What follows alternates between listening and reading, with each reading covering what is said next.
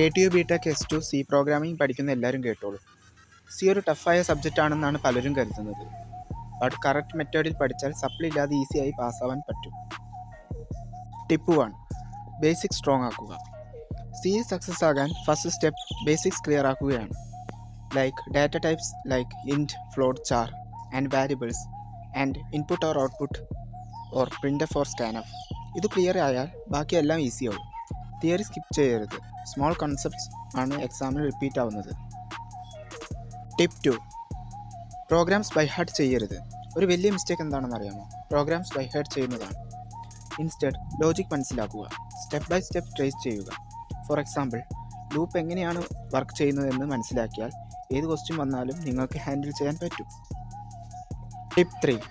Important programmes focus ചെയ്യുക. KTയിൽ repeat ആവുന്ന programmes ഉണ്ട്, like factorial, Fibonacci, prime number, palindrome, array sorting. ഇവ പെർഫെക്റ്റായി practice ചെയ്യുക. എക്സാമിൽ ഇതുപോലെ ക്വസ്റ്റ്യൻസ് വരാൻ ചാൻസ് കൂടുതലാണ്. Tip 4. Previous year questions focus ചെയ്യുക. KTU എക്സാം ക്രാക്ക് ചെയ്യാൻ best weapon previous year question papers ആണ്. പാറ്റേൺ മനസ്സിലാക്കാനും റിപ്പീറ്റഡ് ക്വസ്റ്റ്യൻസ് ഐഡൻറ്റിഫൈ ചെയ്യാനും ടൈം മാനേജ്മെൻറ്റ് ഇംപ്രൂവ് ചെയ്യാനൊക്കെ സഹായിക്കും. അറ്റ്ലീസ്റ്റ് 5 ഇയേഴ്സ് ക്വസ്റ്റ്യൻസ് എങ്കിലും നോക്കണം. ടിപ്പ് 5. ഡ്രൈ റൺ പ്രാക്ടീസ് ചെയ്യുക. പ്രോഗ്രാം റൺ ചെയ്യാൻ പറ്റിയില്ലെങ്കിലും പേപ്പറിൽ ഡ്രൈ റൺ ചെയ്യാൻ പഠിക്കുക. Value step by step track ചെയ്യുക. ഔട്ട്പുട്ട് പ്രെഡിക്റ്റ് ചെയ്യുക. ഇത് എക്സാംസിൽ മാർക്ക് സെക്യൂർ ചെയ്യാൻ ഹെൽപ്പ് ചെയ്യും. ടിപ്പ് 6. സിൻടാക്സ് മിസ്റ്റേക്സ് അവോയ്ഡ് ചെയ്യുക. സിയിൽ ചെറിയ മിസ്റ്റേക്ക് പോലും എറർ ആവും. സെമി കോളൻ മിസ്സാകരുത്. ബ്രാക്കറ്റ്സ് ക്ലോസ് ചെയ്യുക. കറക്റ്റ് ഫോർമാറ്റ് യൂസ് ചെയ്യുക. ക്ലീൻ കോഡ് എഴുതുന്നത് വളരെ ഇമ്പോർട്ടൻ്റ് ആണ്. ടിപ്പ് 7. Last day strategy. എക്സാമിന് മുൻപേ ന്യൂ ടോപ്പിക്സ് പഠിക്കരുത്. ഓൾറെഡി പഠിച്ച കൺസെപ്റ്റ്സ് റിവൈസ് ചെയ്യുക.